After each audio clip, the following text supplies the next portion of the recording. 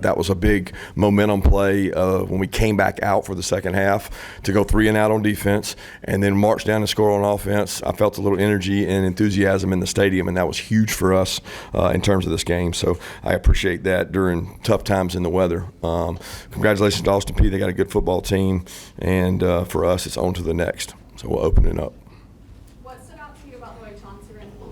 Really physical. I thought he got yards after contact. He was running violently. He's got really good power in his lower body. He runs behind his pads. You know, we've noticed that all camp. He's broken a lot of tackles. I thought he had a little more burst and spring in his step today and got yards after contact, which is big for us. He grows, he gets better. You know, he's continuing to develop, get size and strength. He's got to get a little more size and strength to run behind his pads.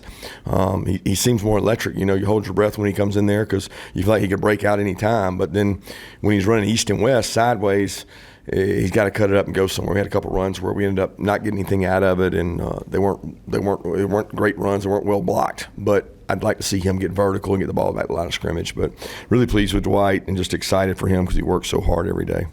Gunner said that he needs to work on his confidence, especially in the passing game, and he said he starts in practice. So what do you need to see from him maybe in practice so that translates into the game? Well, I actually need to see what he does in practice in the game. That's the biggest thing because we take a lot of periods. We took a lot of periods last week to do throwing periods with rush and do pressure pass periods.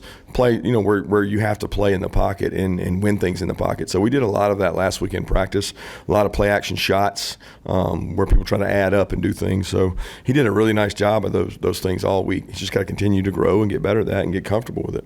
What kind of impact do you think the injuries on the offensive line to this point have had, especially the fact that coming together and gelling? I mean, I don't want to lean on that. We've had injuries every year we've been here, right? I don't run from injuries. We're certainly not who we need to be with Ernest out. Juan being out is a factor, but I mean, it's not like, Juan wasn't here last year. Ernest has played more football, but it's the moving parts right now. You know, the guys bouncing around, this guy's here, this guy's there, but that's part of it. When you have injuries, you got to have a guy step up and be ready to play. What disappointed you most about that 2-minute drive right before time? What disappointed me the most is the fact we didn't score. I mean, which play, I guess you're asking? There was like 5 plays that were within inches, right? So, like, they did an unbelievable job managing the clock with 1 timeout to get it there. And then I forget what play got us to that spot, but then it was 3 plays where we actually had either a run or a pass completion that didn't get in.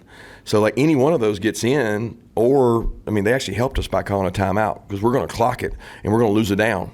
They call timeout, they give us another down. And we get the extra down, and we don't cash it in. And then we get another down because of a penalty, and we don't cash it in, and we don't cash it in. You know, looking back, I probably wish that we would have ran the ball earlier, but the thought was that you don't run it when you don't have a timeout, you know, until the end, and we didn't have a timeout. So it was disappointing and give them credit, and best part is it created a little adversity for us. So I'm glad we had some. Do you have an update on Ethan Barber's? Yeah, it was a tough ankle injury. I'm not sure. It was a bad deal. I don't know what the prognosis is going to be or how long, but it was a tough one to see right there, especially on the last play of the half. Kirby mentioned almost 2-hour delay with the Lightning. What did you do to keep the team engaged? Because it did look like they came out, like I said, in the second half and played a little bit more energy. Yeah, it probably was more what we didn't do. You know, we had a plan of we're going to come in there, got the iPads, got the TVs, and I was like, guys, we can overdo this. So we went in and jumped right on it. And then once we realized, hey, the forecast is saying this is going to be a while, we took the pads off, we took the cleats off, we shut it down. We let guys go back to their piece, quiet, sit there, and treated it like a new game when we came back, and didn't try to coach them the entire time.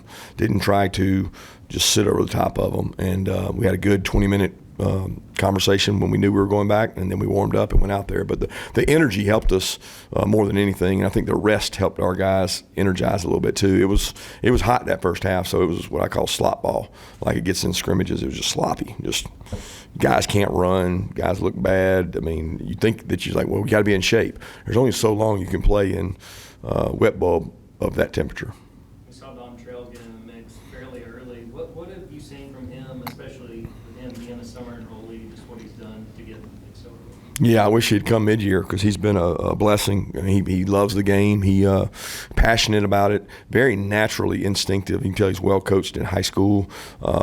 He does a good job, and he's earned the opportunities with some of the injuries to get in there, and he's made the most of them. I reserve judgment on this game because I don't really know how he played, but he's done a good job in practices. With the offensive line, just how challenging do the injuries make it when you've got a group that's got to gel, work together as one, and what do you want to see from the players looking ahead to obviously the tough road test next week? Well, they ran the ball really well. I mean, we had a 99-yard drive where I don't know that we threw the ball outside of an RPO once. I mean, so they overpowered a group they should overpower. But as far as gelling, I mean, it's more communication, execution. They had a slip up in pass pro, a slip up with a guard letting a run through and get Gunner on an RPO. I mean, a couple mishaps that we have to overcome. But we got to find ways to be explosive. You got to be able to throw the ball downfield and take shots, and that's probably the toughest thing that I've been most disappointed in. Do you think Gunner is still lacking confidence in terms of taking the shots downfield, or was today anything with Austin Peay's defense particularly? I don't think he does it every day in practice. He does a great job of it. It's more about how people are playing us right now. And there's been 2 weeks in a row that there's just a ton of cushion. And I talked to you all about it before. I mean, if people want to play like that, you got to take what they give you. And we had some really easy throws and we call them an extension of the run game. When you play in our league, those aren't there. Nobody's giving you that. So when they don't give you that, then you've got a chance to hit your shots. And it'll be interesting to see as people creep up in our league, are we able to throw it beyond them. How encouraging was it to see Ellis read that tip drill and read it right and then record that first interception? Yeah, it's great. It's good play. I mean, I think it's always a guy's instincts when the ball's in the air. Can you go catch it? It's a great play for him.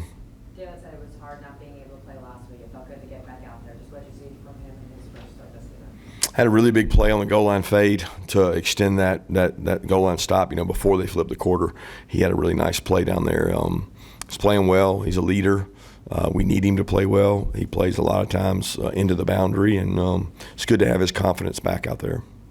How much does that late goal line stand for this defense to sort of help give them confidence, even though they were playing an overmatched opponent? I mean, it helps. I mean, any red zone stop is huge, right? I mean, that was a four-play sequence, I guess, or something like that, where they got down there and they're not in until they're in, is our saying. They're not in until they're in, and we're not going to let anybody in our end zone for free. And the best defenses I've ever been around will not allow you to run the ball in. You have to force people to throw the ball to score, and that's hard to do down there in those tight quarters. Looking at that second quarter, do you feel like at any point Gunner got a little bit rattled, a little bit shaking, kind of pressure or anything like that? No, I don't. I mean, if you're talking about the second quarter, there was nothing there. Threw a pass to Zach Branch. Dylan Bell didn't block a guy. He threw a ball to Dylan Bell, and it got tipped at the line.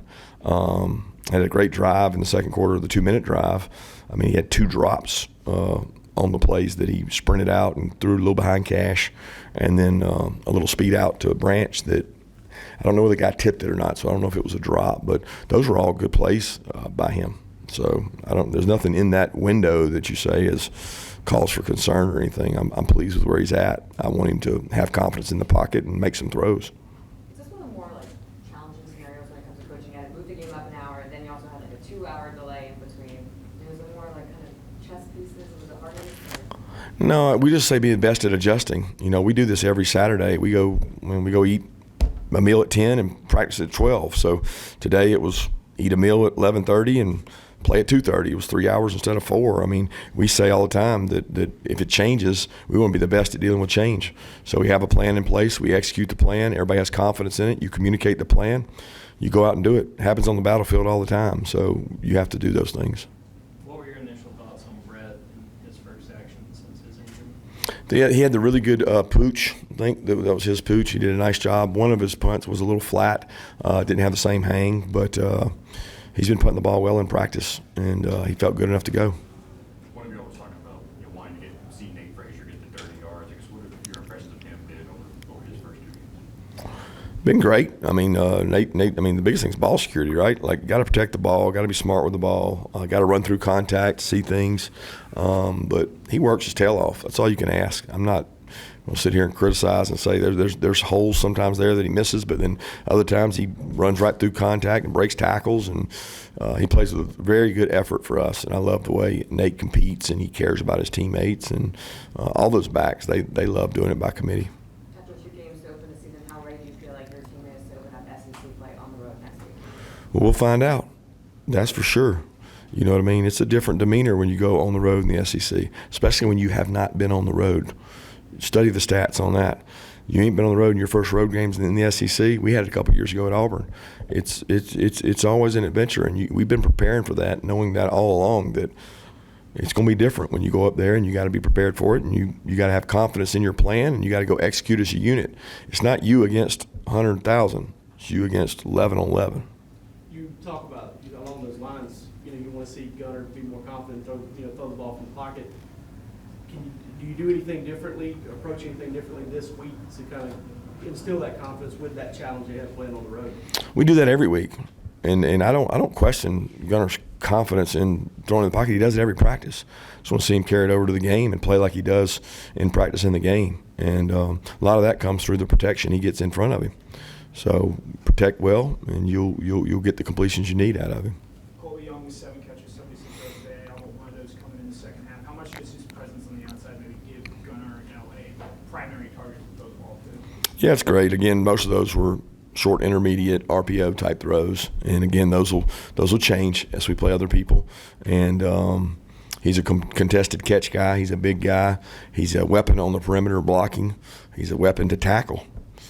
So he's hard to get down on the ground. I'm really proud of his energy and his enthusiasm, the way he leads, and his personality. The team takes on his personality. Coach, you mentioned the pass protection being a little bit leaky.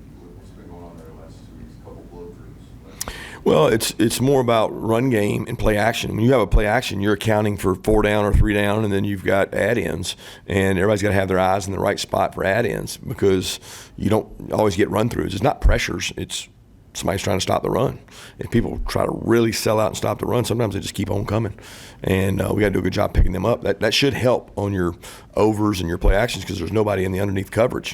It becomes naked. But they're getting home before we can get it protected. And we got to shore that up because that's an identity of who we are for the last 3 to 4 years. We've been really good at play action shots and overs and 15, 20-yard passing game. We got to improve that.